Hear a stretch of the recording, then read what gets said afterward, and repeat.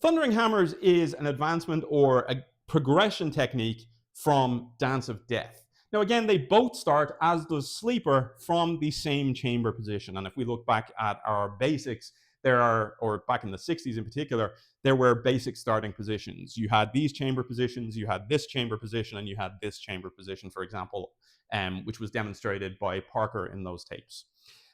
In this case, we're working from what's known as the dead hand position.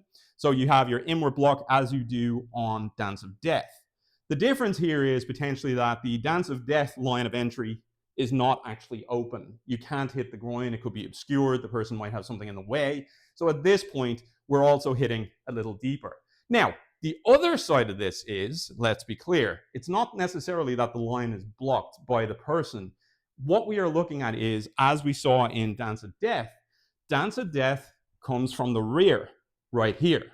Whereas Thundering Hammer potentially comes from a right lead. So again, coming from a right lead at this point, it can be done as a step through, where the right leg is coming forward as well. But I've seen variations where it comes from a right lead and essentially feeds out in that way.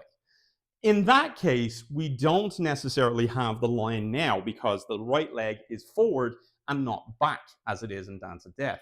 Therefore, we now have to change our line more accurately because the person is turned in a different way. So if we look at it from a Dance of Death perspective, it's a little bit more square. If we look at it from a Thundering Hammer perspective, they're less square. The groin is not necessarily that easy a target.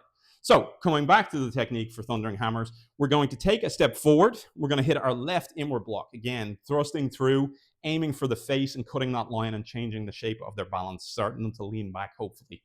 Once we hit that strike through, our line now, our target is going to be the midline. That could be stomach or that could be solar plexus. But again, because we're closer, we're curving this too. It's not a direct hit on this line as it is potentially on Dance of Death. It is curving up. As you can see that curving up, my left hand is going to cock to my left ear or up beside my left ear. Once we hit this, we're going to hit our kidney strike. We're going to drop to our stance here again. And then from here, we're going to check potentially and hit our strike across the back of the neck or the shoulders in this case. So once we have our step in, we have our neutral. We go to our close kneel or forward bow, depending on how you do it. You have a drop here to a potential leg check as well. And then we have our strike across the back of the neck.